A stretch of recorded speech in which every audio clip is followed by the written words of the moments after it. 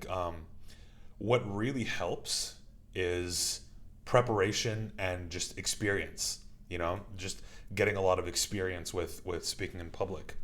Um, so hang on here. Okay. So that's going to be the so yeah first part of the class is going to be about delivery and speech anxiety, and then I just got done uploading your class content for the week. It involves 3 readings that we have to do that are definitely the most um, like high-minded academic readings that we've done so far this semester. So um, we're going to be taking a look at, like, I'm going to break those down for you a little bit, particularly because the first reading that I linked you guys is very important, but it's not that it's a controversial issue. It's that it's an issue that can bring in with it a lot of controversy. It talks about diversity, so and the article prefaces itself with by saying, like, even Supreme Court justices can't really agree on the importance of particular aspects of diversity or diversity as a whole, as well as like accurately defining it. It's one of these words like culture, like, all of these sort of very vague words that have sort of like a commonly accepted definition, but nothing concrete. And so when you try to break down into the bedrock of those discussions, it can be a little bit complex. But it's going to be important because what we're doing now is that we're breaking away from so no matter what class you take, 121, 131, or 141, the department default is that all of these classes are the same. The first half of the semester is all the same. So you have to do an informative speech, you have to do a visual aid speech. Where they become very different is in the second half of the semester, because for the individual public speaking class, what they're going to have is they're going to have 2 persuasive speeches that are going to be in the same style that we did in our class with the informative speeches, where it's just like, a person gets up and they have their notes and they deliver a speech to an audience. This class, the persuasive components of the semester, is a group problem solving component, which I think, well, look, they both have definite benefits. I think this class has more real world application type benefits, and it's less theoretical than the individual public speaking classes. And again, that's not maybe a negative or a positive. It really just depends on what you want to do with it, or like what you want to do with your public speaking skills, that will determine which class benefits you more. And I think that's something that they should do a better job of explaining before students enroll, because I feel like a lot of students enroll because they're like, whatever, 131, 141, whatever it is, that and they just choose because it's a gen ed requirement. They'll just take whatever class is available or whatever class is in the better time slot. But if you're going to be, again, I was talking about engineers earlier, they have to work in groups often, or for like team leaders, people that are going to be in management positions. This class, I think, is very beneficial, whereas the other class teaches you a lot more in terms of psychographics, understanding your audience demographics, and then knowing how to craft a specific message that is intended to, make you drink Pepsi, or make you, vote for this person, or make you donate money to save the coral reef in Australia, whatever it might be. So that's really the difference between those 2 classes. But we'll get into that in a little bit. Like I said, first half of the class, I'm going to talk about delivery and speech anxiety. So let me share my screen with you guys here. Whoops.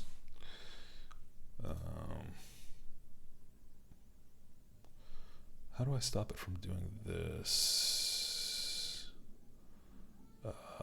Hide presenter view. There we go. Okay, perfect. Because I don't need that. Share sound. All right, perfect. All right, can you guys see? Yep. All right, perfect. All right. Whoops. There we go. Okay, yeah. So delivery and speech anxiety. So the first component of it, we're going to talk about delivery. This is something that I give you guys, I think, pretty clear instructions on, in terms of like how you're supposed to position your body, And I had a couple of issues. I don't think it was so much with this class, but in one of my 121 classes, when I was grading informative speeches, um, I had a lot of people sitting down, and I was like, I distinctly remember writing down, make sure you're standing, or like don't be sitting down in the instructions for how to present the speech. So for the most part, the delivery issues that I was getting had to do with like people not reading or stuff like that. It's very different when you're up in front of a class or you're up in front of a live audience. And so we're going to talk a little bit about that during this presentation. So how do you deliver your speech? And what I mean by that is like everything that is about your speech that isn't specifically the words that you're using is what goes into the how I deliver my speech portion of things. In the syllabus, I mentioned that your speech is two things. It's the words that you're writing, and then it's the way that you're delivering it.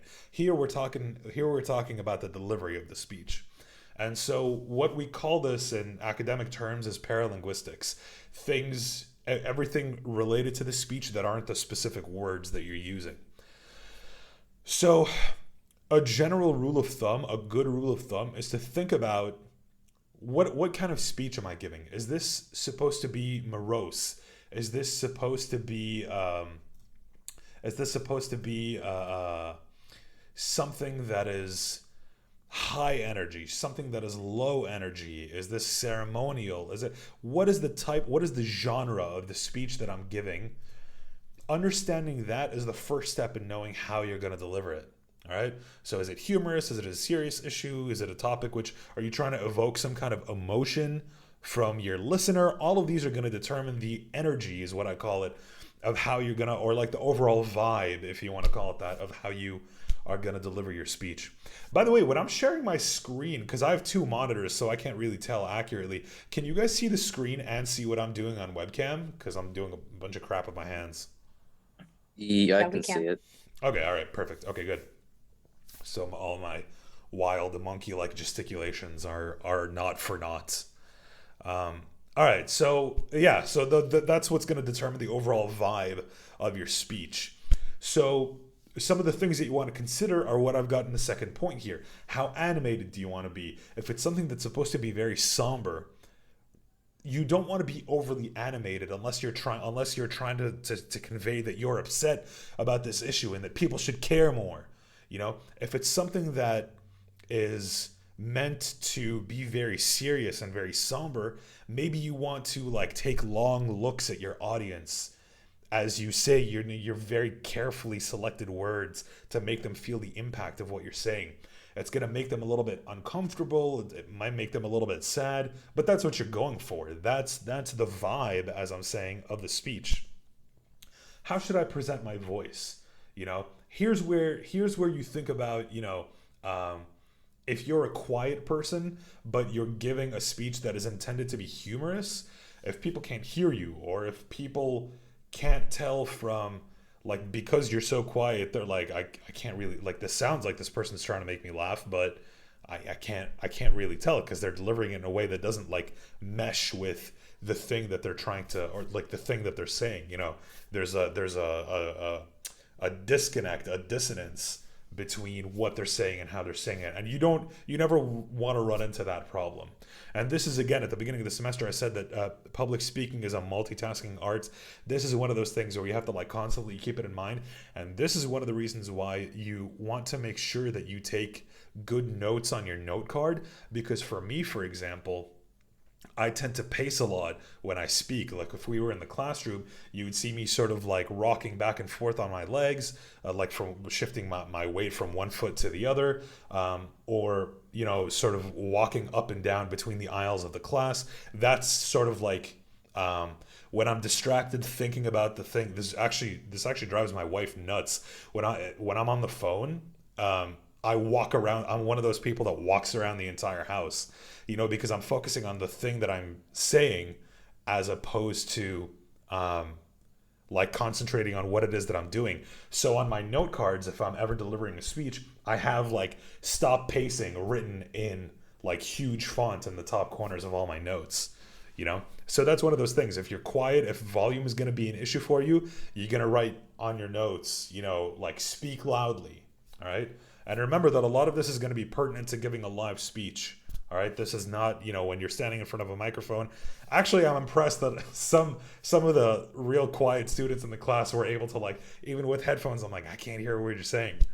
Um, I haven't been knocking off points for stuff like that though. For the most part, if it's really an issue, then I will. But because it should not. Because again, you should be listening to everything that you're watching and listening to your speech before you upload it. And if it's hard to hear for you, then it's going to be hard to hear for me. At what rate should I speak? If you're I tend to be a very fast talker. So especially for lectures and things like that, I can't go a mile a minute because I'll lose you guys, and it won't become you guys listening to a lecture. It'll become this background noise, which lectures always tend to devolve into anyway. So maybe there's no salvaging that, but you want to think about, you're not just like a droning noise, like droning background sound for your audience members to start daydreaming to. You never want to be that. All right. And thank your lucky stars that you don't have to deliver lectures, because it's actually pretty difficult to do that during lectures, and doubly so online because I can't see if anybody's nodding off while I'm speaking. Hurts my feelings when it happens in class. And then finally, what kind of facial gestures and hand gestures do I want to use?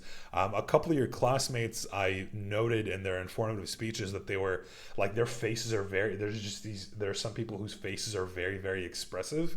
And like they can contort them, very effectively. That it's not a necessary thing, just as long as you look animated appropriately for your speech, that's all I really care about. And then for hand gestures, again, like I've told you guys this a million times, I do a lot of hand gestures when I'm lecturing. I don't actually know if I do it a lot in day-to-day conversation, but I know that I use a lot of hand gestures when I lecture. Again, as long as you don't have your arms like pinned to your sides and you're being loose and well animated, that's all I really care about. You don't have to like be making shadow puppets and things like that with your hands. And anytime if I'm going too fast or if you guys don't understand something, just do I have the chat open? No, I don't. I'm lying.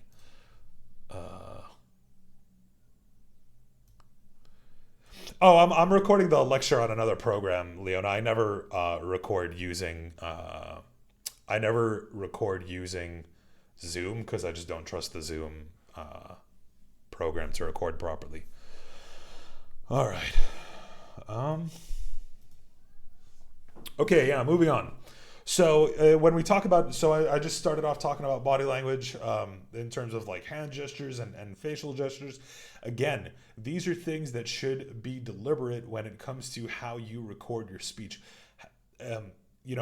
Things like when to use pauses, things like, are you going to be very animated? Are you going to be still? These are conscious decisions that you have to make. All right. Am I going to walk around a lot, or am I going to be in one place? Sometimes, like I said, I walk up and down the aisles of the classroom. That can be a way to engage your audience. That can be, just the I used to have this my first year at UAF. I had this professor who was actually still at UAF, who was actually still in the communications department. And it was a very boring class. It was a 2-hour class from 5 p.m. to 7 p.m. It was on Monday, and it was the only opportunity, for whatever reason, the way that my classes were structured my first semester, my Mondays were extremely loaded. So I'd have classes all day, or I'd have classes and I'd be teaching all day, and then I'd have like a little break where I could have lunch between like 4 and 5 or 3:30 and 5, something like that. So I'd go and have lunch, or it would be dinner at that point, obviously. And then,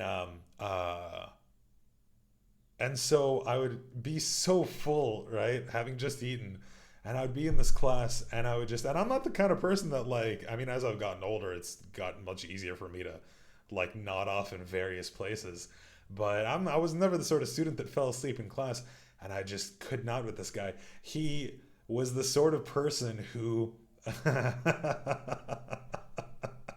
he would record himself delivering his lecture on Microsoft Word. Like his lectures were on Microsoft Word, and he recorded himself delivering the lecture over the weekend, and then he would stand there watching himself lecturing using Microsoft Word. So it was just in all senses of the word mind numbing. And so, but he would, walk around up and down the class, and he would like, and he saw that I was falling asleep, so he'd always ask me questions, to like keep me engaged. And so again, that's something that you want to think about. That's something that you can do. Public speaking is a lot about a lot of these creative endeavors. People haven't figured out 100% of like everything that has to do with public speaking.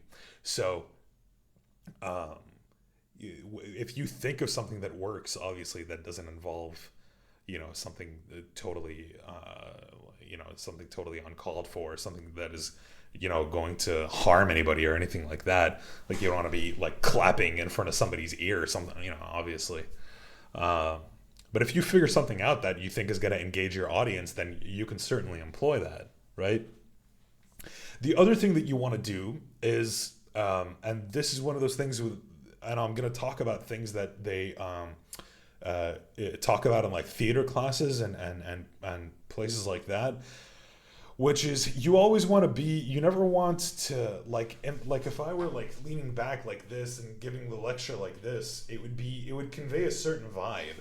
It conveyed like this vibe of, maybe this person doesn't want to be here, maybe he's cold, maybe he's, whatever it might be, but it's a very obvious thing that I'm doing, and it's a little bit closed off. When you're delivering your speech, there's going to be no real situation unless it's again directly relevant to your speech material where you're going to want to do that, right? For the most part, you're going to want to seem very approachable to your audience, and like the more sort of like open your body language is, the better you're going to be able to do that. All right, you don't want to like be, like you don't want to be like, suspiciously eyeing your audience or making them think that you're suspicious of them or something like that. All of these things can have like the very discernible effects, psychological effects on your audience and how they interpret you. So yeah, match the attitude. I know I keep repeating this. Match the attitude that you carry yourself with, to the vibe of the presentation. And then finally, this is one that we definitely can't do when we record a speech, is eye contact. Sometimes as an instructor, a student will get up in front of the class and like they'll look directly at me for the entirety of their speech. And that's unnerving. You never want to do that. Especially like, and it's like, I get it, you know, it's like a nervous thing, and sometimes you're not paying attention to it. But again, it also, besides making me feel uncomfortable, what it does is that it makes your audience, again, you just become a background noise to them because you're not looking at them and you don't seem to be talking to them. So you don't want to, you don't want to end up doing that to them. Okay, how do I want my voice to be perceived? Am I excited, sad? Am I trying to make my audience laugh? Again, this is something that you consciously have to think about, how you package the delivery, how you package the words that you're saying. Really, your voice is going to carry really a majority of that. All right. Volume, you should always, even if you're the type of person that's quiet in real life, even if you are using a microphone to record and you do have the benefit of that, I want you, especially if you're a quieter person, to get in the habit of bringing your volume up so that people in the back of the class can hear you properly.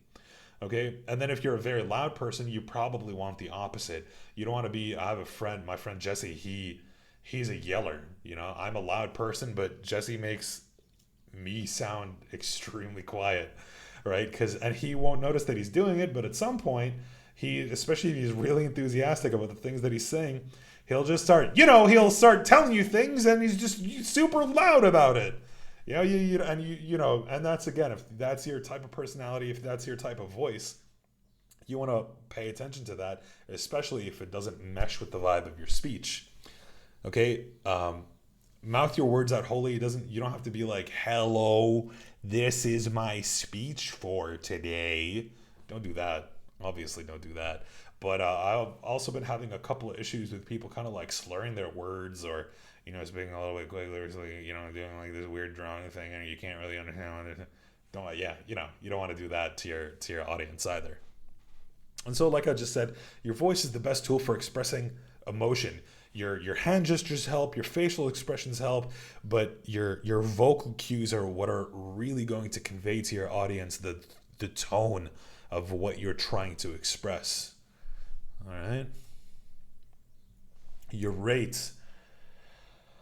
I have a couple of people in the class that are, even right now I might be speaking a little bit on the slow side, or I have a weird tendency to package my words, have like I'll speak, slowly, and then all of a sudden I'll speak really quickly, and then I'll slow down again, then all of a sudden I'll speak really quickly. um, you don't want to do that. You want to be at a good rate, and rate doesn't have to be consistent throughout the entirety of the speech. You can amp it up if you need to. You can bring it down if you need to. Just be in control of it and make sure that you're not speaking so quickly that you go below your time limit. And this is something that can happen on speech days where you've practiced the speech a certain way, but you're nervous on speech day. So you speak really, especially if your speech is like just hitting that 4 minute mark when you've been practicing it. If your rate goes way up because you're nervous, then your speech is not going to be meeting that time limit, and so you're going to lose a lot of points because of that. So you want to try to maintain whatever rate you practiced with. Maintain that rate for speech day. Make sure it's not too slow. Make sure it's not too fast. Make sure your voice is engaging. You want your audience to come along with you on the journey of whatever it is that you're talking about. So practice is key. Yeah, like I'm saying, you want to have. I read a study a while ago that's a couple of years ago that said like students spend something between like 60 to 70% of their time writing their speech, and then the rest of that time practicing delivering it. And that's fine, but just make sure that if people in general are already spending less time practicing their speech than they are writing it, which I mean makes sense because it takes a long time to write 4 to 6 minutes, and it only takes 4 to 6 minutes to deliver it. It takes a lot longer to write it than it does to deliver it. But you still want to practice delivering it because you're going to know how it sounds. It's worthless to write a speech that you don't know how it sounds. Hay fever, the worst. Am I going to sneeze? I have no idea. I think not. Awful. Awful. I never had hay fever before I moved to the States, and then all of a sudden I was just allergic to anything with pollen. Um, Awful. Um, Completely lost my track of my track of my oh my god train of thought there for oh yeah, so well I got it. If you don't practice the speech, you're not going to know how it sounds. So if something is written awkwardly, you're not going to know that until you try to say it. Especially if you're delivering your speech for the first time in a live environment and something does sound weird and you sit there and you like can't figure out the specific word that or like, what the hell was I thinking when I wrote this? You don't want to have the what the hell was I thinking when I wrote this moment in front of people. It's recoverable. All of this stuff is recoverable, but it breaks professionalism and it makes it pretty obvious. I mean, there were a lot of people whose speeches I graded where I'm like, look, it's pretty obvious that you practiced this, once, if at all, because they had the like quizzical look while they were looking at their notes or they were trying to remember whatever it was. Don't put yourself in that situation. Again, like we were saying at the beginning of the class, it's easy when it's recorded. That is a hard moment to wade through in front of a live audience. It's easy for me because I've been standing in front of audiences for like close to 10 years. It's going to be different for the person doing their second speech that they've ever written in their life. That's a totally different thing.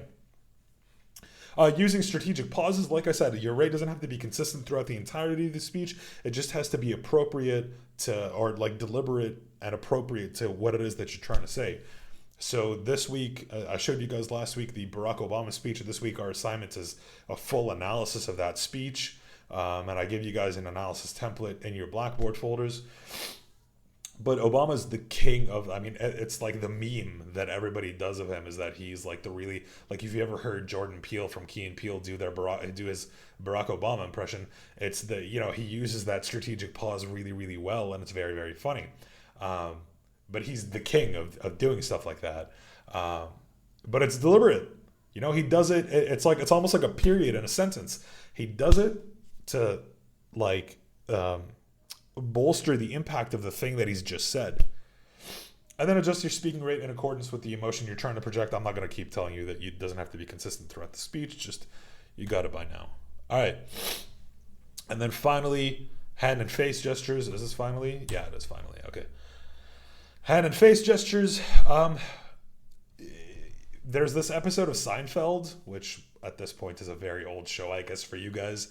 But there's this one of the female leads in the show, Elaine, who's played by Julia Louis-Dreyfus. She has this colleague in the show who she's like, the whole thing about the show is that they really focus on people's weird idiosyncrasies, so as well as their own.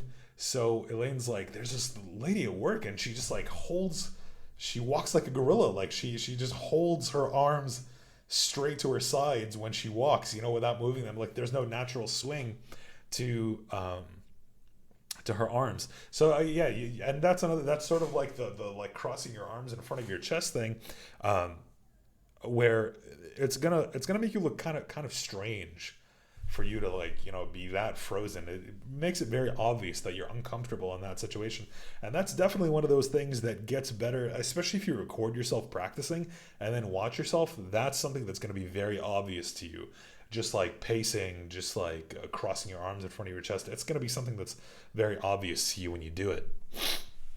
All right, and then again, you don't have to use very convoluted gestures or anything like that. Do what feels natural, but use that space. Use the physical space around you.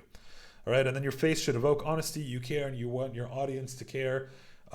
If you're just sitting there and being like, "This is my speech. I am going to tell you my speech," or I had people that had full, sheets of paper that they were holding up in front of their face. Well, I mean, I can't do anything with that, as the person grading you and as an audience member. It just looks strange. And it's one of these things that is an artifact of the fact that you're doing it in a classroom petri dish environment where you can get away with doing stuff like that. But if you, got in front of a big audience at an auditorium and you held papers in front of your face, even you would notice in that moment that it just looks strange.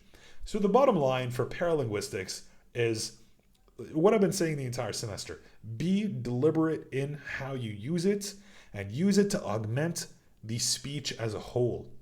You took the time to write it, now take the time to practice it and deliver it in a way that serves, that gives the due credit to that effort that you put into writing it. Okay? Is everybody still with me? We good? All right.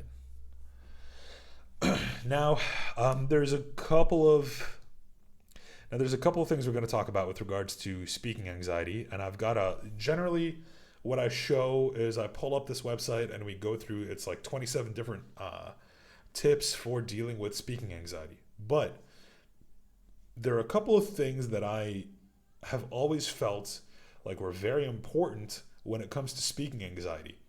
Now, the first thing is a phenomenon known as spotlight effect. And this is, I think, the number one contributor to people's at the time of speaking anxiety. Because you can be like, you'll be delivering your speech and it'll be practiced and you'll be ready for it. And especially if you're not an experienced speaker, if you get stuck on a hang up in one spot in your speech, and even if it's like 2 seconds, you're going to maybe feel like that 2 seconds feels like 10 minutes.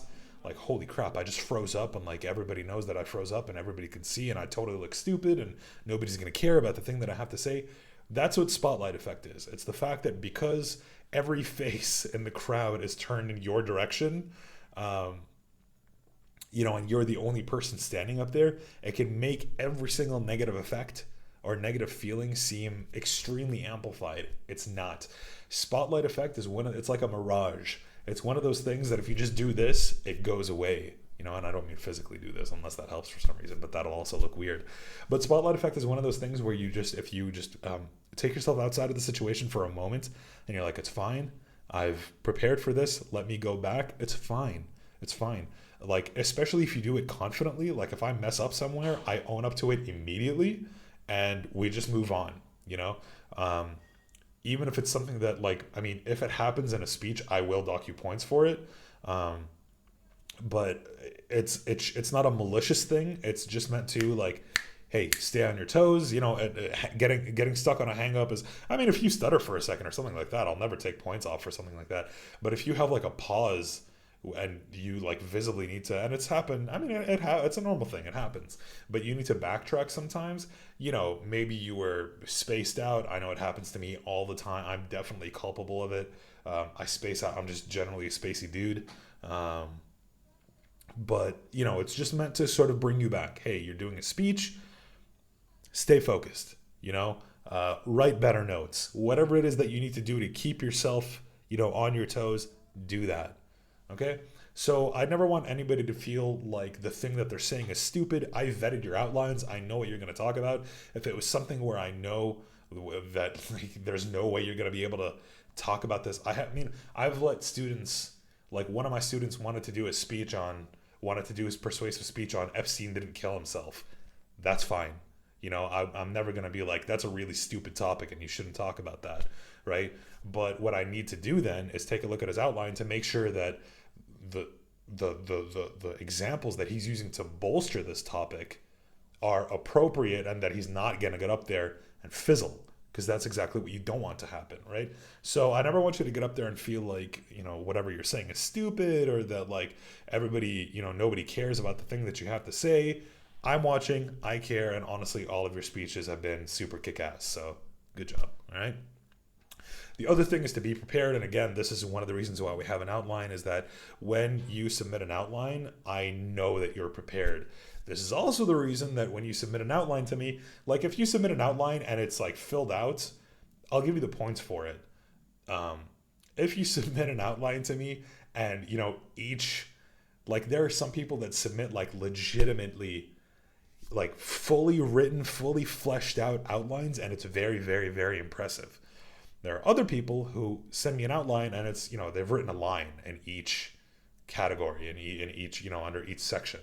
And that's fine. It just, I mean, one, it gives me less material to work with if you're not doing something correctly. The other thing is that, like, it, you know, I mean, it doesn't look good for you as a student to not, you know, care enough to fill things out that way. And it makes it more likely that your speech is going to have a lot of points taken off it. Um, but you know, it's just one of these ways. Like having an outline is just one of these ways, or having a fully fleshed outline, if nothing else, makes it so that you're less anxious, because you're like, I know I have material, this is what I've written, I know that I'm prepared, and you at least won't suffer this very technical reason to be anxious about your speech, which is that like, I don't have material. And not every semester, but every once in a while, you'll get that student who is gonna do like the speech at the end of the movie speech, where they're like, today I'm gonna be speaking about speaking, and how you know, you should be doing this, and if I just, you know, fluster enough, you know, if I just peacock enough, then this will merit a good grade because it's a great speech. It'll never get you a good grade, and you'll never do it as effectively as you need to actually get decent points on your speech. Um, it never works. All right, it never works. It's just like a bad thing to do. So being prepared, like I'm saying, is a very technical means of um, not giving yourself undue speech anxiety. All right, so now we're gonna just take a look at a couple of. I think I already have the page pulled up. Here, let's see for a sec. Let me get out of here. Okay, there we go. Is that clear for everybody? Yeah, we can Yep. see it. Okay, perfect. I don't know why my ad blocker's not working here. So this is one of the first things. And by the way, I had a bunch of my notes. I mean, the first time that I taught this class, I had a bunch of my notes written on overcoming speech anxiety, and they're honestly so similar to what's on this website, because it really is just a very ubiquitous thing. Okay, so be organized, be prepared. That's one of the reasons we give you guys outlines. A second point there: practice and prepare extensively. Eliminate the fear of rejection. Look, it's normal. When I got to UAF, I was friends with a lot of the communication graduate students did their orientation with the English grad students. Some of whom were doing very technical things, and then some of whom were doing creative writing. And so I was talking to some of my friends who do creative writing, and they were like, there's this weird fear that a lot of writers have where you're writing something and you're like, who's going to care about what I have to say? I care. I want to listen to what it is that you have to talk about. And I legitimately, like, one of the things that I really dislike about the online format is that it's very difficult to get to know students. And I love getting to know my students because they're always cool people. All right. I had one student who, this was my second semester or third semester teaching or something like that, did not say a word the entire semester. And on the last day of class, he just walked up to me and he was like, "You're a chill prof," and then fist bumped me. I was like, "I am a chill prof." Thanks, guy who never spoke in class. So I always want to listen to what you guys have to say. And for the purposes of the online format, I am the only one listening to what it is that you have to say. Focus on patterns. Yeah, definitely you want to get into a rhythm. You want to get into a flow. That's a really good idea. And eventually, by the way, once you start speaking, and this is another benefit of having material that is very well prepared, eventually that fear sort of gets on the back burner and you're just concentrating on, again, doing service to the material that you've spent so long writing and preparing. Okay, watch yourself in the mirror, record yourself, whatever it is that you need to do to prepare. If that's what you need to do, then by all means do it. I used to have a public speaking teacher when I was doing my bachelor's degree where she would record us practicing our intros and then she would play them back for us so that we could watch ourselves. So she actually did that for us. And that was a really, really useful thing. Here we get into some of the more what I call yoga-esque things that you can do. Work on your breathing. Do not hyperventilate because you're going to get all lightheaded and loopy. Don't do that. All right. Breathe. Breathe slowly if that's what you need to do. Sort of regain your composure. And always remember that these are immaterial things. These fears are immaterial. They're not things that can actually come out and grab you. So try your best to center yourself. Anxiety doesn't always have a lot of logic tied into it. It gets very emotional, but as best as you can, try to as best as you can, just center yourself in your own head. Sort of try to think, I'm being irrational right now. Let me regain a little bit of composure, and to the best of your ability, do it. It's fine. Okay.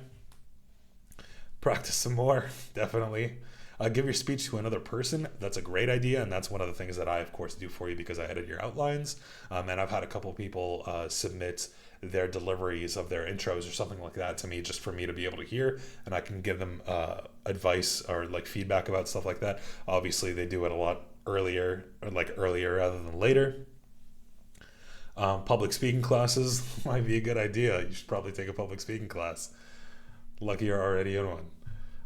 Lightly exercise before speaking. This is the one that I definitely don't recommend unless you know that exercise. I have dogs are indeed great listeners. They just look up at you and they're like, "You're talking. I don't know what you're saying, but I'm engaged and interested in you." So I have a friend who exercise is really his therapy. If you know that about yourself, then by all means, a little light workout just to sort of bring you down. That's totally fine. Exercise can have the positive effect, can have the negative effect on some people because it brings your heart rate up. So if you don't know whether or not exercise calms you down, I definitely don't recommend doing that. PowerPoint can be really great or really bad. That's irrelevant to us because we're doing a more intensive course than what this article is talking about. And then this is something so when I was younger, I suffered from pretty bad anxiety when I was 20 and 21. And something that really helped was I always when I would feel anxious, I thought I was nobody else feels this way, why does this happen to me, all of this sort of thing. But what you have to understand is that it happens to everybody, right? A lot of people feel nervous about public speaking. A lot of people have a lot of similar anxieties to what you're going to have. And for me, that thought gives me comfort, right? Knowing that other people go through the same thing, it makes me feel. Warren Buffett is this. I mean, right now he's a billionaire, but uh, he runs a company called Berkshire Hathaway, and they're like a. I don't remember what the technical term is, but they're one of these investment companies that invest in a bunch of safe stocks. Their stock is very expensive to invest in, but it's very stable growth. So he made his bones. Doing that. Actually, Warren Buffett actually made his money originally by putting pinball machines in barbershops. Um, and that's a fun fact actually how he started his like that's how he started in the business world, like pinball machines or arcade machines, something like that. And he would collect the revenue from them and give a slice to the owner of the barbershop as like real estate, as like a real estate fee. But Warren Buffett, who now gives a lot of lectures and things like that on business tips and making money and things like that, had public speaking anxiety. So it's always good to remember that you're not alone, and there are a lot of people going through the same thing. And chances are there are a lot of people in the class who are going through the same thing that you are. And I'm sorry, guys, I'm speeding a little bit. I do just want to at least touch on the material that I linked you guys for this week, just to break it down a little bit. So actually, I'm not going to go through the rest. I'm going to link you guys. I'm going to send you an announcement. Or actually, what I will do is I'll link this in the description of the YouTube video, and you can just click on it and check it out. All right, but for now, let's get into the material that I linked you guys this week for your weekly reading. Okay, so what I was saying at the beginning of the class is that the 131 group problem solving component is this very practical means of learning what persuasive speaking is. All right. Now, when I took my diversity and communication in the professional world class, this is the first piece of literature that we were given to read. And it set the tone for a lot of the rest of the class, because every paper that we read, some people were saying that diversity works and that heterogeneity works, and some people were saying it doesn't work. Now, the reason it does and doesn't work is discussed in this article called How Diversity Works. All right.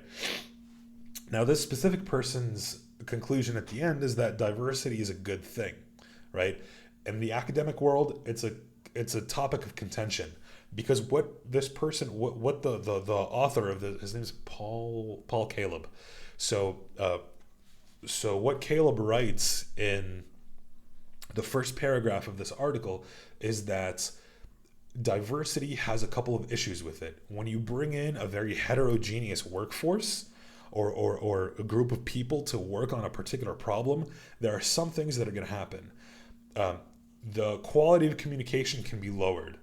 People can feel suspicious of people that have different beliefs than them. These are normal things that can happen. And so he begins the next paragraph. He asks at the end of the first paragraph, so what's the upside? At the beginning of the next paragraph, he tells you that the benefit of diversity is that it leads to much, much more innovation than you would get in a homogeneous group of people. Now, I want to put a pin in this for a second and let you know something. Diversity doesn't mean exclusively people from a different country. It doesn't exclusively mean people from a different race or ethnicity. It doesn't mean people of a different gender identity, whatever it might be. It's all of these things. Okay, so diversity and culture are just really in the vaguest, most general way that you can think of it, is just sort of the natural and environmental ways that a person's character is made up of. I like to think of people as like little Venn diagrams. It's hard to say in general, what does it mean to be an American? There's a million different kinds of people in this country. There's 300 million people, and a lot of them have very different beliefs. So it's interesting to think of people as like little Venn diagrams. And what culture is all of the Venn diagrams that make up a particular person. And all the little Venn diagrams that you have in common with that person are what create a more homogeneity, and all the things that you have that are different than that person are what create heterogeneity in one group of people and in one workforce.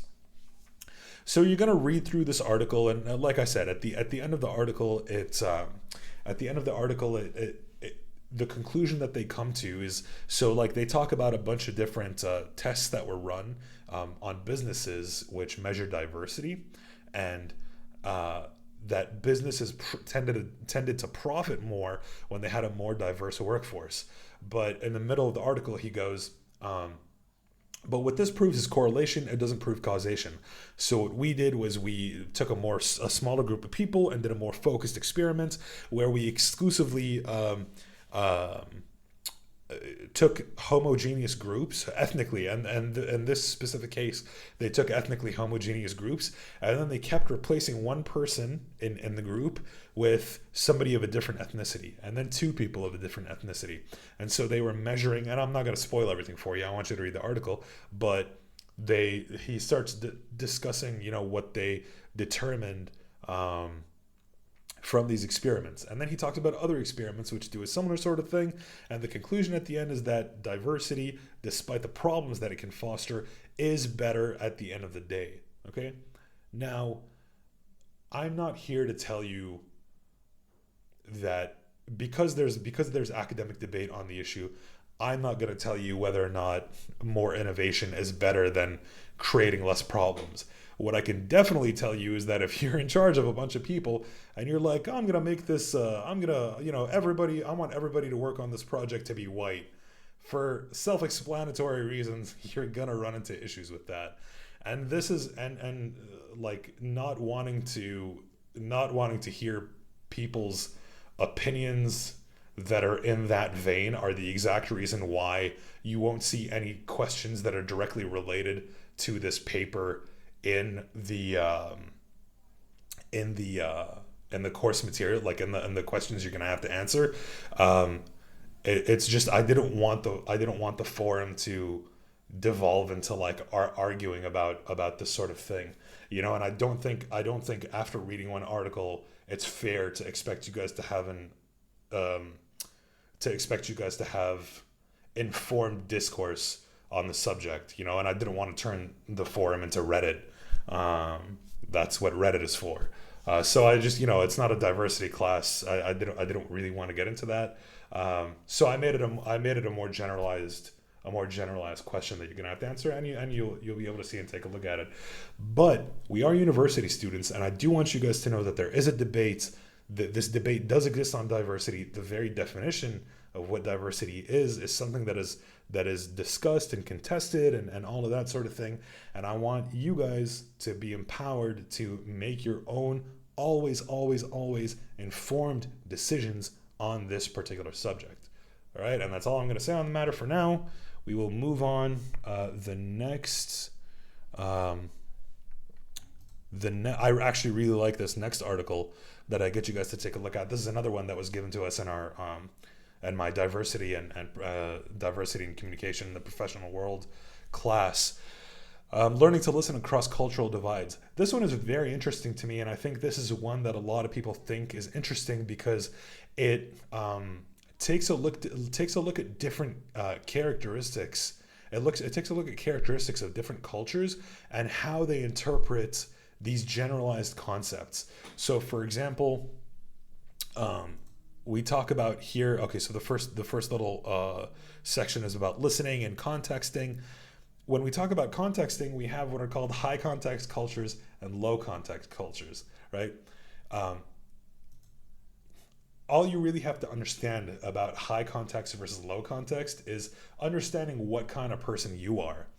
For me, I am very so I've been playing music for a very, very long time. For me, I dislike sitting down and learning the structure of something. I like to sort of do it, and as I go along I understand it better and better and better, right? That's just the sort of person I am. I tend more towards improvisation. So I'm low context. People who are high context are people that need to know every morsel of information before they can act on something. Okay? And so maybe these are characteristics that you see in like in whatever culture you grew up in, and you know, and like sort of the people around you, maybe your family members, maybe the greater community around you. um, and I'm sort of like, again, being very general about it because there are sort of more better characteristics to look at, which we can look at in a macroscopic way here in a second. Monochronic versus polychronic time. Once again, and this is definitely something that I've noticed that is very common in the Middle East, which is that we are extremely polychronic people. You know, in the States, 7 o'clock means 6:55. Back home, a 7 o'clock means, you know, you're probably going to show up around 8 or 8:30. You know, but again, even in the States, there's different, like, it's always, and you know, we live in Alaska. It's always interesting for me to ask, you know, people from the villages or Alaska Native people, you know, what they consider themselves, because sometimes they have different answers than people who grew up in the contiguous US or even people who grew up in cities in Alaska. It's very interesting. All right. And we're lucky to have that sort of, we're lucky to have such a you know, a diverse group of people whose opinions and thoughts on these things we can hear. You know, and again, I don't want to blow the whole article for you guys, but this particular one, learning to listen across cultural divides, is very, very interesting, and it's really one of my favorite things to talk about. And then finally, here we're going to talk about Hofstede. Hofstede is a very, very important communications scholar who is mostly known for his theory of cultural dimensions. I know this is a little bit small. Let me. Okay. So Hofstede went to a bunch of different businesses, and what he did was he measured different characteristics about how people interacted with each other in those businesses. He basically tried to quantify the culture in those businesses. Again, this is not a theory class. There are a lot of fundamental problems with what he tried to do, but practically speaking, 99.9, yeah, Jared, yeah, you've been tricked into taking a psychology course. Actually, next week, what we are going to talk about is demographics and psychographics. And for what we're doing, it's actually very, very important. And it's something that when you learn how to apply it, it's extremely beneficial. So Hofstede, like I said, tried to quantify culture in businesses and then extrapolate it to culture in general, like to countries and things like that. So again, like we're seeing, it's difficult to explain what these things are in a very categorical way, but when we try to apply them functionally, for the most part, they work. You know, just like in math, you have when you look at a circle. Circle has a remainder, right? When you try to quantify the area of a circle, there's a remainder. But when you're looking at a drawing of a circle, it's a completed circle. So you're like, you know, you can't see a remainder. You can't see an infinite number. But when you sit down and draw a circle on paper, it works. I know this is very high concept stuff, but please bear with me, all right? I hope you guys at least have an idea of what I'm talking about. So Hofstede, the different cultural dimensions that he has, power distance index. So in my classroom, I like to maintain a relatively low power distance. I don't like people to call me Mr. Ramsey or anything like that. I don't like to approach my class in a very formal way because I feel like it helps me. I mean, to be totally honest, it helps me convey disappointment in my students a lot more effectively when they feel like I'm more of a friend of theirs who they sort of like look up to because I control their grades, and they've disappointed me. You know, it makes it more effective to help them modify their behavior. Very sneaky. All right. Individualism versus collectivism. This is one of those things where when I have Alaska Native students, they say we grew up in a collectivistic culture, whereas when I have students who grew up in cities or who grew up in the contiguous US, usually will say that they feel like they come from a more individualistic culture, and those are, and I want you to read that. From inferring from context, you guys know what I mean, but I want you to read. It's true. It's true. It doesn't work. It doesn't work through a camera because you can just be like, haha, well, I didn't do it. Too bad. masculinity and femininity in a culture. These perhaps don't mean quite what you would think them to mean. Masculine cultures, or maybe they do. Masculine cultures are they reward accomplishments and they're more goal oriented, whereas what Hofstede calls feminine cultures are more they more reward interactivity and emotionality and things like that. Um, uncertainty avoidance. This is similar to what we were talking about earlier with high context and low context cultures. So some people, they really need to know all of the information beforehand, and for some people that doesn't matter, they could just dive into it. Long-term versus short-term orientation is the last one. Long-term orientation, are you the sort of person that thinks like, this is where I want to be in 5 years, this is where I want to be in 10 years? Or are you the sort of person who is like, this is generally my goal, but on my day-to-day life, I'm gonna take it one step at a time and just sort of see where things take me. If another opportunity presents itself and it's something that I can do, then, I'm all for that, and I'll definitely take that opportunity. It's fine for me to get derailed, and obviously, I don't need to tell you guys what kind of person I am. All right. Does anybody have any questions? I know I just like overloaded you guys with a lot of information. Does anybody have questions? What was that thing with the infinite circle you were saying?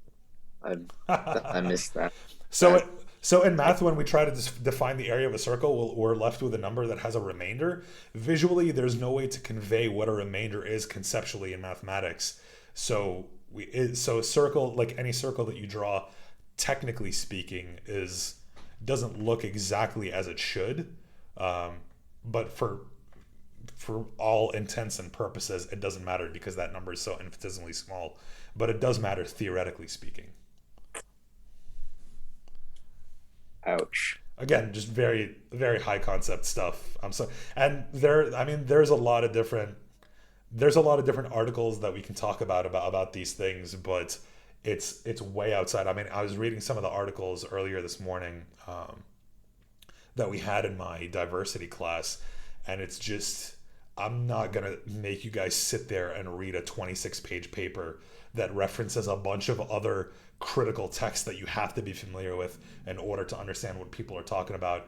It's like, I'm sure, if I had the entire semester to do it, would be able to get through that stuff despite it being graduate level content. But I'm fine with you guys being familiar with it. If you want to pursue academia later on, you're gonna have more than enough of that sort of thing to deal with.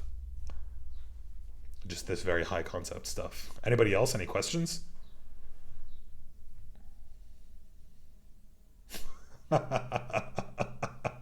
All right, no worries. Yeah, email me if you do have any questions, though. I hope I didn't bore the crap out of people. So you're gonna have a speech analysis that you have to write. I think it is. I've got the template for you in this week's content folder. Um, it's somewhere between, I think, 450 to 1,000 words. Is the range that you have to write it. It's about Obama's fired up, ready to go speech. I have that linked in the content folder as well. And then your discussions are relevant to the readings that we just took a look at here. If you have any questions, please shoot me an email. We're a few minutes over class end time, so I apologize for that. If anybody wants to ask me any questions after class, that's totally fine. Otherwise, you are free to go.